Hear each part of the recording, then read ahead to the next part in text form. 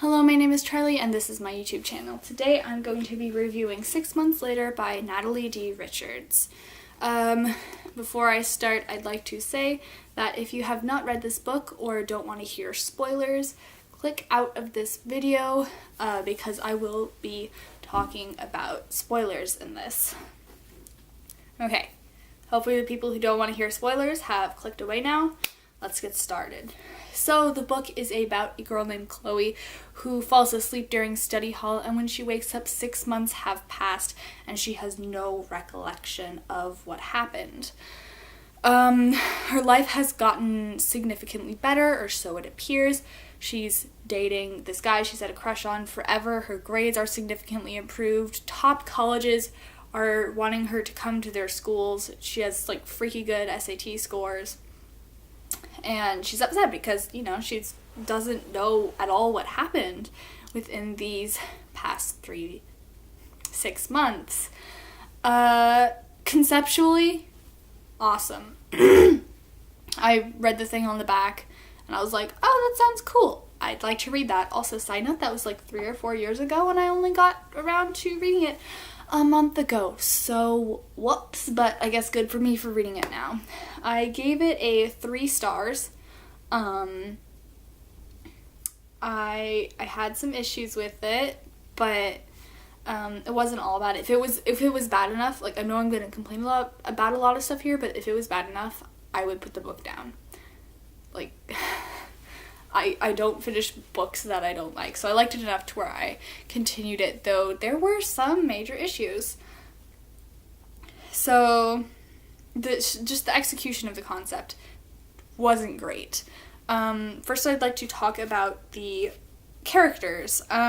Chloe, she did have fairly realistic speech and realistic reactions to what was going on, I think, for how old she is, which was nice to see because a lot of times in YA, it's not all that accurate of depicting teens, and I'm like, that's not how teenagers speak. What you doing there? So I thought that was pretty good in this. Most of the teenagers talked like teenagers. Chloe more so than anyone else. There's some characters where I was like, no. But it was pretty good for that. Besides wanting to figure out what happened to her, I didn't see all that much motivation in Chloe. She, before those 6 months, the very beginning of the book, she wasn't particularly motivated for anything. Like, not only did she not have personal motives, but she wasn't aspiring to much of anything. She had an interest in psychology, and throughout the book she continued her interest in psychology. However, she didn't really actively pursue that. During the 6 months that she missed, she did. And by the end of the book, she does start to pursue that more. But not only is there that, but she doesn't really have overarching motives. And that was, frustrating. I'm like, Chloe, what do you want? Besides, to remember stuff. And eventually it was, oh, Chloe, what do you want? Besides to go to psychology school. Like, dude. Yikes. But on topic of her interest in psychology, I wanted to hear a little bit more about that. Not necessarily have it appear in more scenes, but at least have her seem more actually excited about it. Now I want to talk about Adam, who, oh my goodness, he was alright in some areas, but, my notebook, he just wasn't super duper well written. He had, in some areas, better motive, in some areas, worse motive than Chloe. He did what he did, like he was teamed up with Daniel, I think the name was, because he wanted the money to be able to go to school and stuff. That time he broke into a pharmacy, it was to get medicine for his grandma who's ill.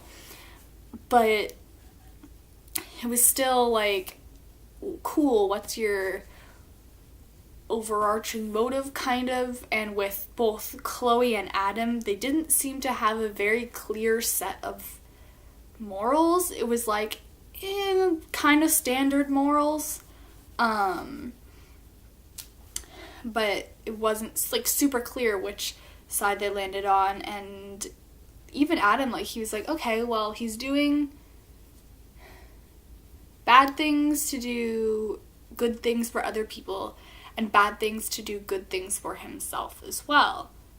But still kind of like, okay, where's enough motive? Like, sure, money is a powerful motivator, especially for, wanting education, so that does make sense, but it just wasn't as great. I also wanted to see more struggle with him as he started falling for Chloe. I wanted to see more struggle with him going, okay, cool, do I want this money or do I want to help Chloe because she's cool.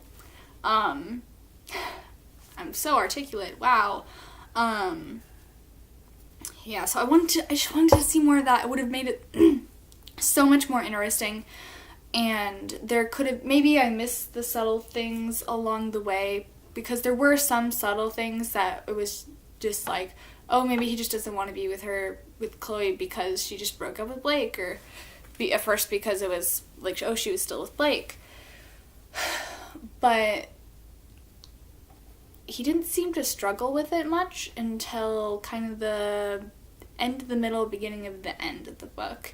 And at that point, it was, even that, he didn't seem to struggle all that much. It was, okay, well, I'm doing this thing.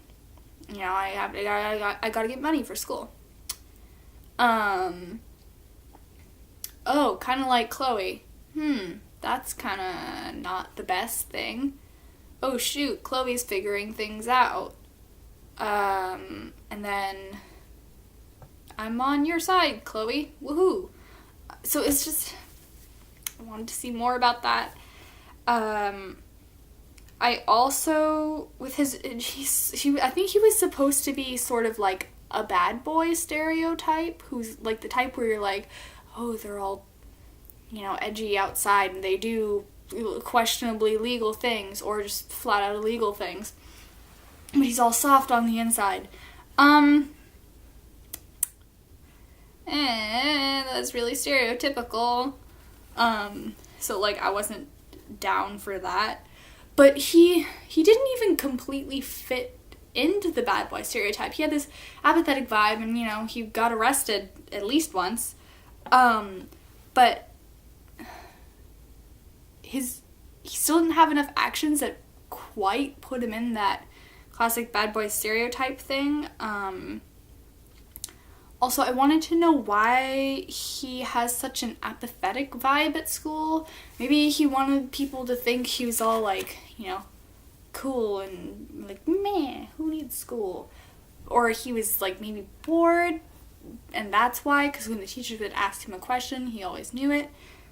But he was willing to do amoral things to get money so he could go to a good school. Like, why are you acting so apathetic at school?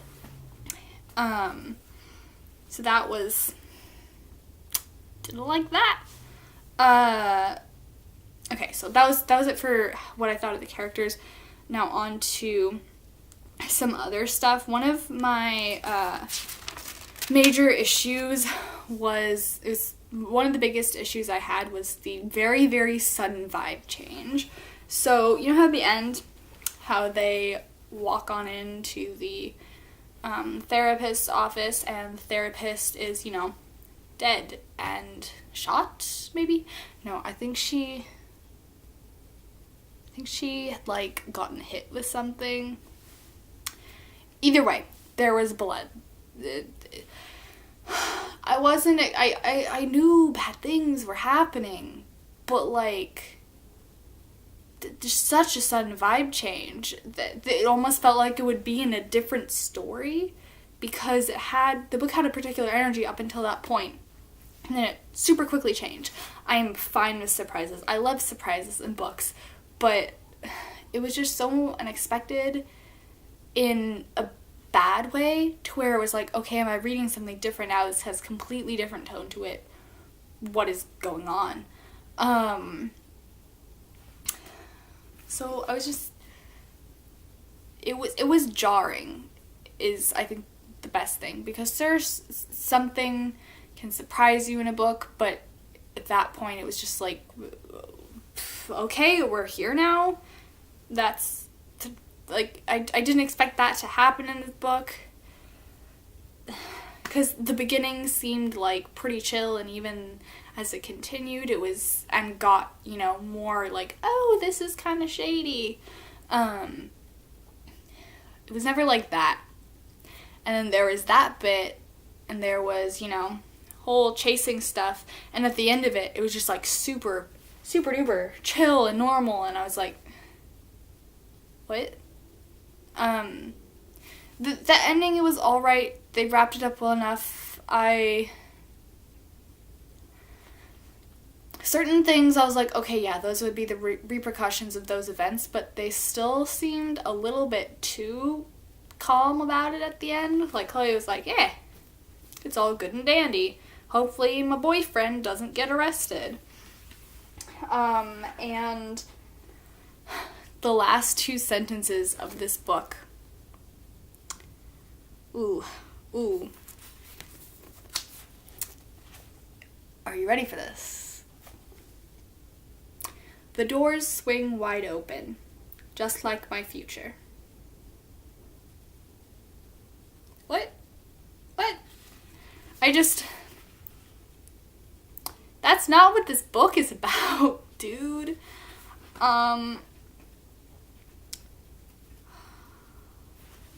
It's just not what the book is about. It doesn't... Sure, she has to deal with, like, okay, well, you know, she has to deal with, she's like, okay, well, do I want to go to these schools, and how am I gonna go to these schools if I don't have good grades? Surprise, I suddenly have good grades. Like, am I gonna go to these schools or no? Because that, was me using drugs? I think they were drugs. No. Even the book was, more about, you know, finding your way in life and stuff. I still wouldn't stick that as the last line, because it's just really cheesy and makes me upset, as you can tell. I doubt that I'm going to be reading Natalie D. Richards again. I'm sorry, Natalie D. Richards. I will say that, plot-wise, most of it is pretty interesting. It is a book that I was able to sit for, you know, an hour or 2 at a time and read and have a good time reading it. I did have a good time reading it.